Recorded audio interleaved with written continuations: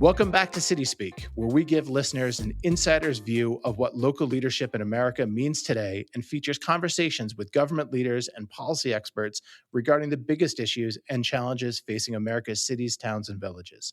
At City Summit 2025 in Salt Lake City, Clarence Anthony, CEO and Executive Director of the National League of Cities, sat down with Republican Governor Spencer Cox of Utah and Democratic Governor Michelle Lujan Grisham of New Mexico.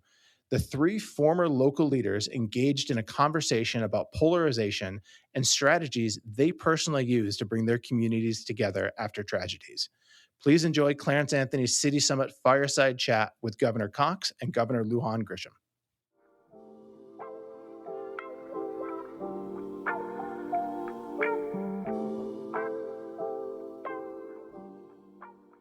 Governor Spencer Cox of Utah and Governor Michelle Lujan Grisham of New Mexico will share their experiences by reaching across the aisle, bridging the partisan divide, and breaking down the cycle of personal attacks by leading us, not just in New Mexico, not just in Utah, but helping us to lead America with conviction, not with conflict.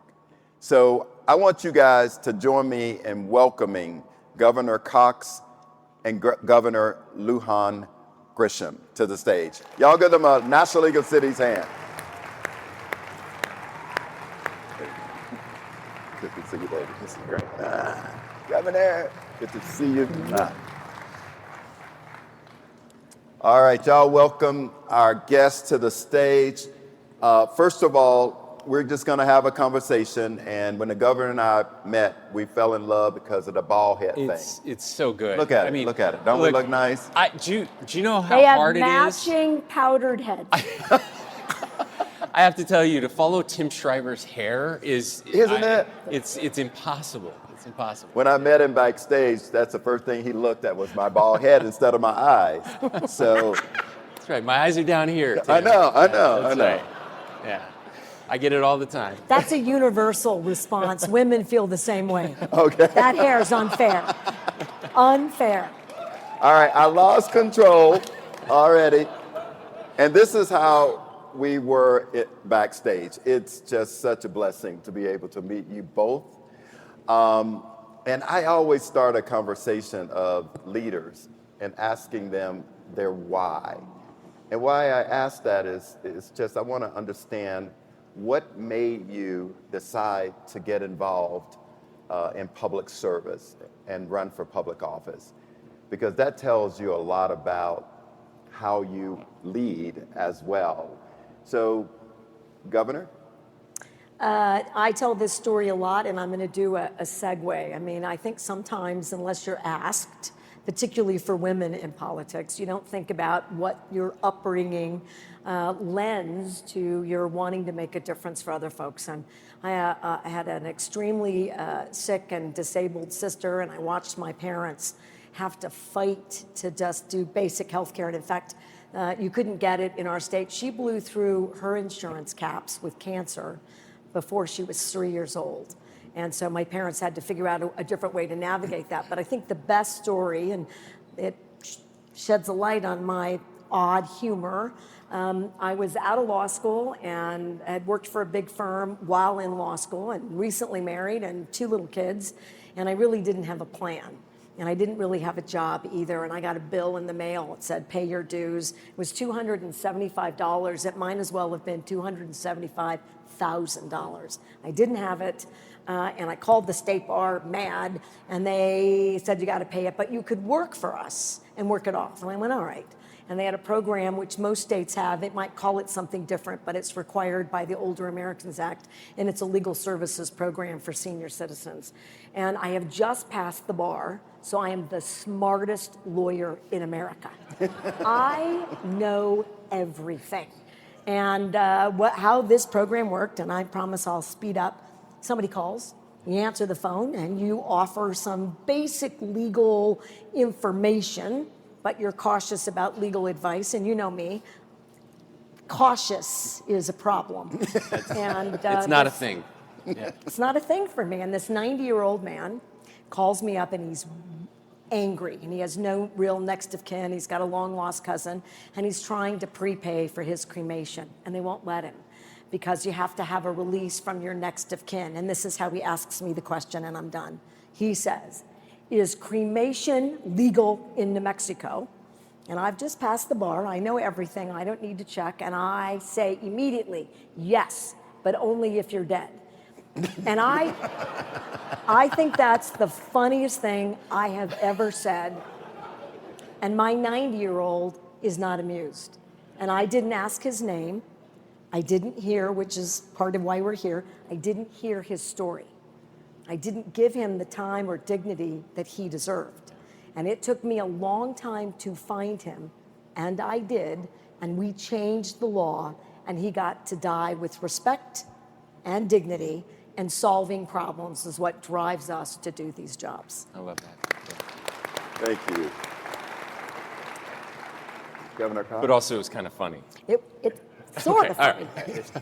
No, look. For me, I grew up in a very small town in the middle of Utah. My dad was a city council member. My dad was the mayor of our little town, and I thought that was really cool. And then I found out that everybody's dad got to be the mayor of our little town. That's kind of how it works. And I also went to law school and came back, was working for a big firm, and we saw a bumper sticker that said it's 99% of attorneys that give the other 1% a bad name. This person had a terrible experience. I can't imagine what was going on in their life. And after my wife explained the joke to me, I asked her if the world was a better place because of what I was doing, and she said no. And she was very blunt that way. No offense to any of the attorneys in the room. And it started a conversation, and we decided that we wanted to move back and raise our kids on the farm in the same town where I grew up. And I moved back, and shortly after moving back, a friend came to me and said, there is a vacancy on the city council, somebody has moved, we get to appoint someone, and we've talked about it, and we've decided we want you to put your name in so we can appoint you.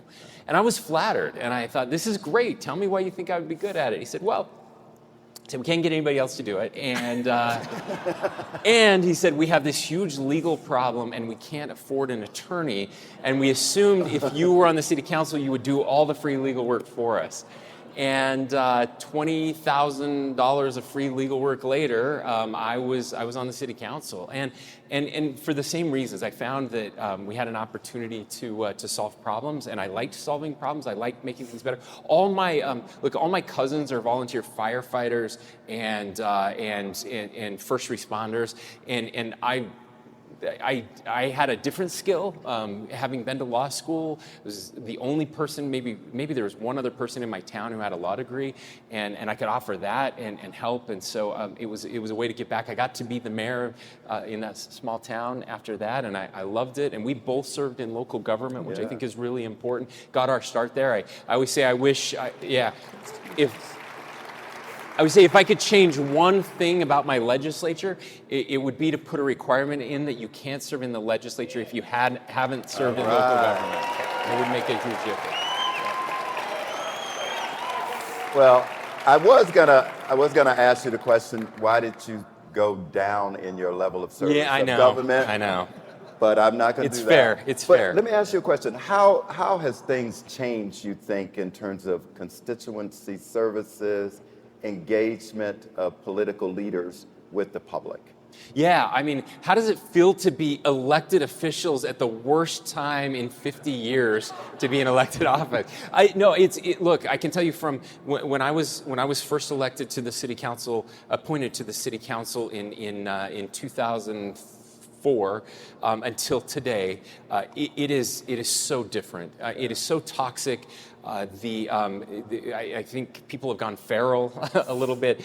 There's just so much hate and animosity, and I see it not just at the governor's level. I mean, I see it, we hear it in city council meetings, in school board meetings.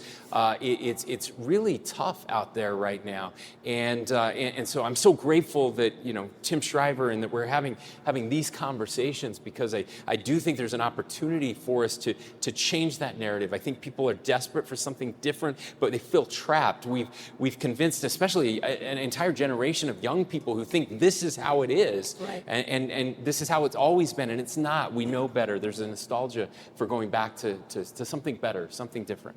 Yeah, Governor, how have you seen the change? The same. I mean, we had to have conversations with our constituents, and it's all email. And I'm seeing fewer and fewer phones in people's offices. They're not having a conversation where you can hear on the other side what's really going on with someone. And there was none of this animosity.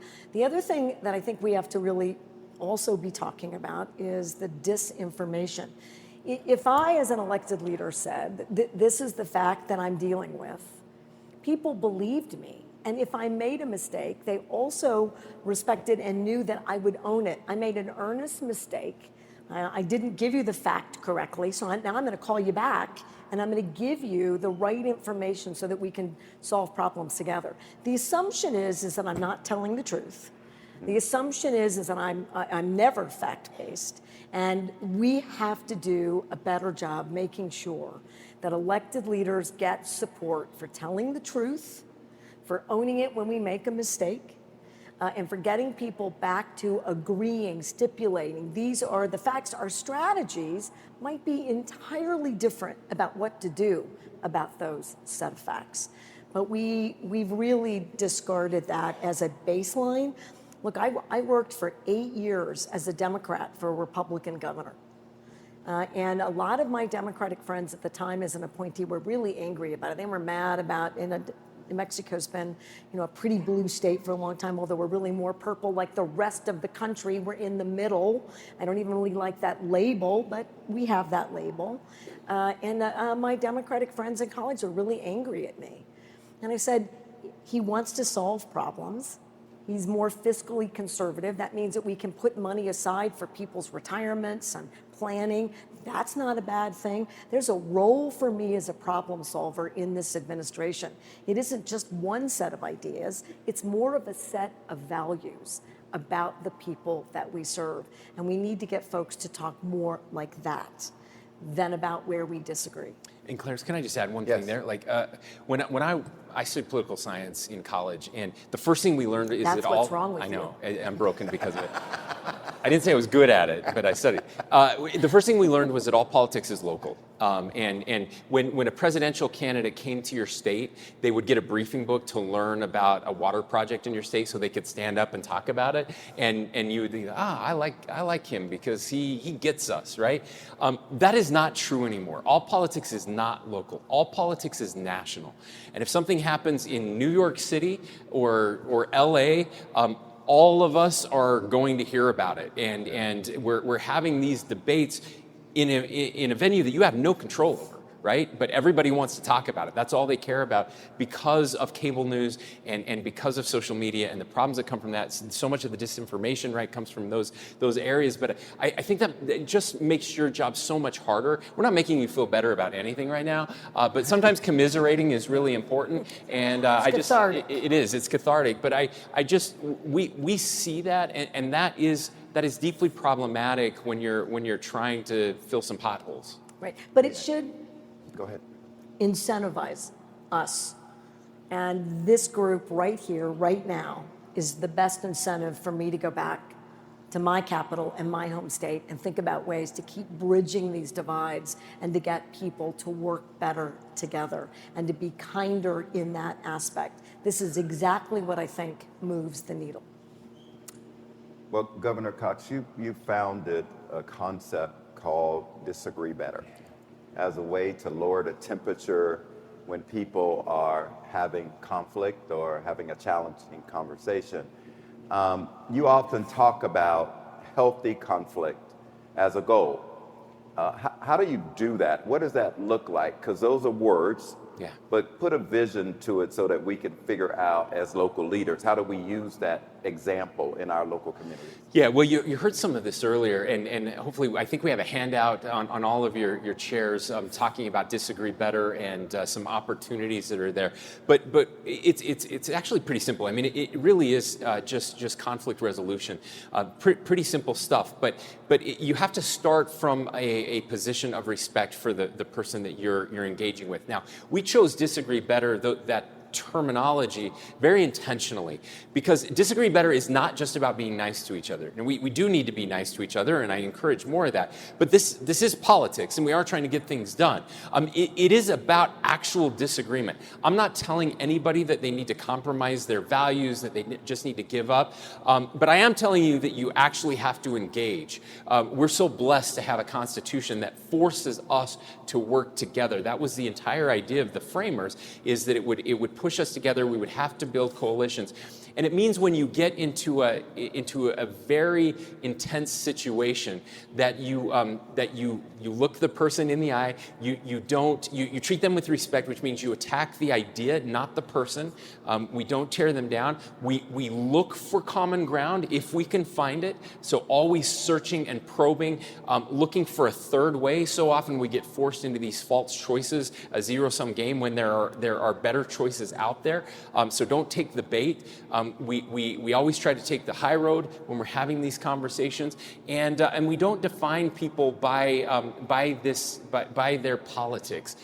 When I grew up, I didn't know who the Republicans and Democrats were in my congregation, in my neighborhood. That was way down the list. We were Utahns. We were BYU or Utah fans. I'm an Aggie, so better than both of them. But whatever your NFL team was, or we're Americans. We're moms and dads, and Republicans and Democrats came later. What we need is, look, you've all been in these high conflict situations. Remember, I was a mayor at the time. I had some people who were really mad. We were going to allow a couple townhomes to be built on a street, and there were some residents that were really upset about that. And they all lined up and they came in to me. And we went to start the meeting, and I just said, hey, we have all of these people who are here to tell us what a great job we're doing. I thought I was the funniest person on earth. They also didn't think I was funny. But it gave me an opportunity. We share that in common. We do. But instead of coming out very defensive, as I wanted to do, I wanted to come out and just hammer them and tell them how terrible I thought they were, and that this is an easy thing and it's good for our community. I did what you did. I sat there, I listened, I let them get very angry with me, I let them call me names. It was cathartic for them to get that out, and then I started asking probing questions. So here's the secret, and I'll stop here and then turn it over. There is what we call the magic request, or the magic question, and it's this. It's tell me more about why you feel this way. All right. In any intense situation, when I lead with that, they're mad at me, tell me more. Sometimes I have to ask the question a couple of times. I have to probe and say, all right, let me understand you, and I give them an opportunity to speak. It does some really magical things. First of all, it shows them that I'm interested in them, right? Second of all, it requires them to actually think about what they're saying, which sometimes people aren't doing. They just saw it on Fox News or MSNBC, and they're just repeating it back to you, right? They actually have to think about why they believe this and what they believe. And then as they're explaining it, you can find some common ground. And then if you listen and you do it right, they're much more likely to give you an opportunity. Often what I'll say is, can I now share with you what I think? And because I listened to them, because I asked a probing question, I was interested, then they let me explain. Oftentimes we'll find something in common. Sometimes we don't, and we just have to agree to disagree. I will tell you, somebody taught me something a couple years ago that changed me as well. He said, when I'm in these high conflict situations, I always say, now I'm going to give you the last word, which just shows an incredible amount of respect. In this situation, this other person was telling me, high, intense conflict about LGBTQ rights. This person was yelling at them. He said, I'm going to give you the last word, and the guy gave him a hug. Which he never expected. So you can, in a very short amount of time, you can really disarm and find common ground. Yeah, and I think for me, you're just trying to listen to that and practice that. Sounds very easy when you're in the public sector, but when somebody's coming at you, you really hard. Do have to be able to engage with them in less aggressive manner. I hate to use that word. I'm terrible at it, you guys. I mean, he's so. No. But my first instinct, is to fight. Governor, let's go. Let's have it out. All right, we fight all the time. Do you really think he is? He is fibbing. His instinct is to get to the bottom. I mean, you are a fact finder in a incredibly meaningful way, and you're earnest about learning about something different. That is something that politicians like me could do a better job at. I'm, what, twice your age? I have twice your hair. Touche. Okay. But Governor It's a Lujan, how do you? problem for me to learn that because I experience the negative. I worry sometimes, earnestly, that we have these really incredibly enthusiastic young people who want to serve, and I want that. But these jobs are hard, and they require patience and some experience, and sometimes having great ideology does not always translate to being able to solve complex problems. And I worry that because I have that perspective that I don't listen enough, and I don't lean in a respectful way for particularly younger audiences who do want to say, you're wrong, and guess what? Sometimes I am, probably more than I'm willing to admit. This is something that is your superpower, is listening, leaning, and learning. And it's one of the reasons I think that more of us need to be in a room together, because I can say that about him, he can't say that about himself, and people know that it's earnest, that we disagree about a lot of issues. So many things. But how do we get back to that? You have to have a conversation. Conversations and relationships. It's really hard to be mad at someone that you like. So here's a news flash. I like Spencer Cox. I liked him the moment that I met him. And that is so bad for me here in Utah. Probably. I mean, it's actually bad for most governors in America. And I like her tremendously. So we have to get back to a place where you get closer to really liking someone and having a relationship. I can have relationships with people that I disagree with. And we've been told, a false set of choices here. You can't like someone that you disagree with. That's just not true. If that was true, I would not like my brother or my neighbors or, quite frankly, my husband. Your husband. I was waiting for it. Yes. Her poor husband. Can you imagine? I'm just kidding. Okay, lucky. We're off track. We're off track. But there's a Cambridge study. All the evidence says that what Spencer Cox and so many folks and you all are doing in these moments is right. That a 4-minute conversation can change the way that voters and communities and neighbors feel about each other. 4 minutes. That it can also disarm your biggest detractors. People are really hungry for that level of commitment, and something that I've been doing that's completely different than the sort of standard political thing, which is I'm going to have a town hall. It's an hour. So we'll take as many questions, and then you can write to me or call that guy who works for me or this person. And people drive all the way there. I stay for 6 or 7 hours. I answer all the questions, and if I don't know them, I ask for help. I bring my whole team and say, help me when I'm wrong, and they do. They'll interrupt me and say, you're not quite right about how this works, you're not quite right about this outcome, but I stay till the very last person gets to speak. I'm there, I work for you, not the other way around, and the best example is I was in a very Republican community, and they wanted me to know that. Not like I didn't already know that. And this guy came in at the very end, and he was a little disheveled and very angry. And he said, I wasn't going to come. I was all the way 40 minutes away from here, and I came because, I think it takes, he didn't use the word courage, I'll let you figure it out, to come into this community and talk to us about, your priorities. And I said, I'm not here talking about my priorities. I'm here listening to you, and not a very good example because I interrupted you. But his point was that after an emergency, that all these national folks come in, and they do, and that he's a local guy, could do all this work, and it's just too hard to work for the state. And that he was really angry about it. He was going to lay off people and just let everybody come in. And I said, don't do that. Whatever I have done that has made it too hard for you to work for the state can be undone and will be. Turns out he just had a lot of misconceptions about working with the state, and we still made it a little too hard. That business owner has tripled his business, is my biggest advocate in New Mexico, and writes op-eds. You need to do business with the state. They're a good partner. But if I hadn't stayed, and I didn't let him be disappointed to start with, he'd have never gotten a chance to tell me that he didn't trust that he could make a living with the Democratic governor. A great example. That is great. Yep, love it. Thank you. Governor Cox, and I know this is a very, very tough question, and so I do want to acknowledge that. And National League of Cities coming here and seeing what happened in the community around violence at the university. And we all know too well that this year has been really tough when it comes to violence and what happens in local communities, no matter the size of the community, because some of our colleagues had a discussion yesterday, because when you see the word cities, you often think about big communities, right?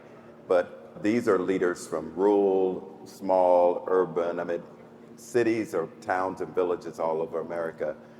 What's your advice to local leaders here today on what they can do today to hold their community together when there is a violent act, or when more violence starts occurring in the community? Yeah, well, thank you. And sadly, we've seen far too much political violence. I never thought it would happen here, and then it did, the tragic assassination of Charlie Kirk. There's a couple lessons that we learned that I think are important. The first is, whenever there's an emergency, it's too late to build trust. Trust is something you have to build early, and having these face-to-face conversations that Governor Lujan Grisham just talked about, that's how you build trust with your community, and it's really important to do that. It's also important to prepare for the unexpected. Like, again, this was not on our list. We prepare for earthquakes, prepare for school shootings. Some of you have had these types of tragedies. We prepare for all of these things, but political violence is not something that we had prepared for. So when that happens, I encourage you to reach out to one of your peers who has had an experience like this. I happened to reach out to a Democrat. It was actually Governor Josh Shapiro, because he was the governor when President Trump, the attempted assassination on President Trump over a year ago. And I knew he had been through something like that, not quite the same, but something like that. Was able to get some really good information from him. And then you have to go out and you have to be completely honest. Back to, again, what Governor Lujan Grisham said earlier. If you want to build trust, you have to be completely transparent with people. You have to tell them what you know when you know it. And that's what we tried to do. Governor Shapiro said, he told me, he said, hey, speak with moral clarity at all times. Don't be afraid to call things what they are. And I did that. I said, this is a political assassination. I think I was the first one to use those terms, but that is what it was. There was no other explanation for it. And then I had to let people know what was happening, that we had the resources, and that we were going to find this person and hold them accountable. That's really important as well. And then you have to give people an opportunity to heal. You have to recognize that this is very difficult, and try to put it in terms that they will see and understand. And that's what I didn't want this to become politicized. Everything becomes politicized, yeah. But that's why I talked about it in terms of this is a dad, this is a husband. Try to humanize what it is. Too often we kind of stand behind our attorneys or our PR people. And I know there's a reason we do that, and risk is always out there telling you can't say this and you can't say that, but people see through that. Like, I mean, they just want you to be a human being, and I think when we're able to do that, we connect in a way that we wouldn't otherwise be able to connect with people, and we gain their trust. In this particular case, we started with all the negative. I want to give you some hope, and the hope is this, that. And we saw this through Disagree Better as well. Americans are tired of us hating each other. They hate what's happening in politics right now. I saw some stats today. New polling: 80% of Americans do not like what's happening with politicians in America today. And they're mostly speaking about what's happening in Washington, D.C., but we're seeing it in our state houses too. That Coming out of the Charlie Kirk assassination, we've been overwhelmed. People have reached out to us, not just all across the country, but all across the world, saying thank you for just being a decent human being. That's all we're asking for right now, is just decency. And I'll tell you what, the place where we can do that more than anywhere else is in our local communities. You are the closest to the people. You are the front lines. You're in the grocery store with people in your community. You're at the post office. Most of you are nonpartisan. You have the ability to turn this around. You have the ability to show people that everything does not have to be politicized, that we can actually work through our differences. You are the people who give me hope in all of this. I believe in us because I believe in you. Governor, any thoughts about the same question, how you're viewing what we're going through, and some advice to our local leaders here? Well, very tough act to follow, and I actually want to take a step back, and the moral clarity critical, but I do think we're all human. These terrible tragedies are piercing emotionally to every single person in a multitude of ways. And what Governor Cox did in that moment, particularly for me as a human, is that I wanted courage and strength, but I wanted compassion and empathy. And that's another false choice where they tell you have to choose one of those. That's right. No, you don't. You can do both at the same time, and you did that expertly at a moment when the country really needed it, because that also took the temperature down, and it caused us to really sort of search inside ourselves for, there is a family who's had the most horrific act occur. They will never be okay in the same way again. It's impossible. And he reminded America of that important truth. And we have to keep doing that. And the reason that I wanted to go back to that for a second, and you can do that, you do it, you're doing it now, you do it every day, is that we do have to be really tough about violence and hate. And we have to call it out everywhere. That is nonpartisan. Anyone who is, and everyone who is capable of that, needs to be called out in no uncertain terms. All of us have this responsibility. Elected leaders have this responsibility more than anyone. We're all going to have some kind of an issue, emergency, or tragedy. But you can also have real empathy, and should, for the situation and the suffering and trauma caused by everyone in our communities. And again, I don't see enough of that married in the messaging and the transparency and the work to cause healing. We need to do more of this, and we're all doing it. More civics in high schools. I signed a bill in 2024 to do that.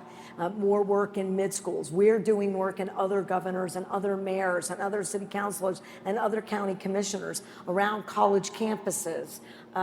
We ought to launch a grocery store conversation. Get your groceries. Let's talk about the prices and how we're all managing these pocketbook issues. People just want to know that people care about them. At the end of the day, it's that simple, but you can't see that when you're busy, because a bunch of keyboard warriors are putting stuff out that's false and angry and hopeless.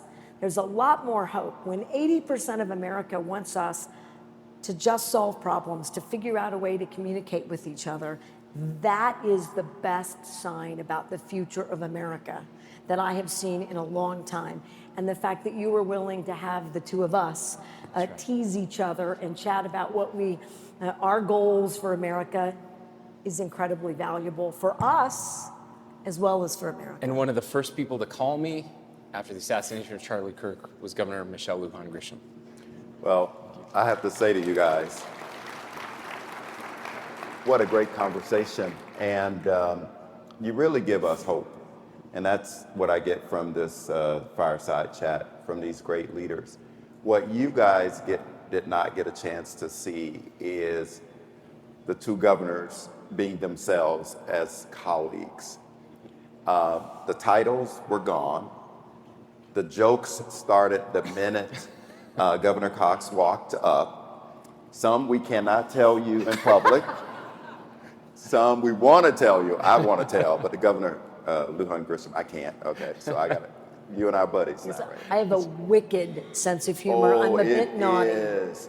Yeah. And my bald head brother here, you can't tell that either. So, but I got to say, on behalf of the National League of Cities, thank you guys so much. You have modeled what all of us talk about all the time, and that is, how can you hate someone that you see every day and you talk to them?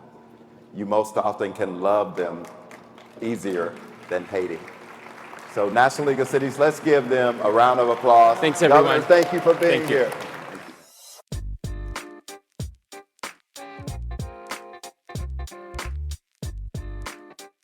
Thanks for listening to City Speak with Clarence Anthony.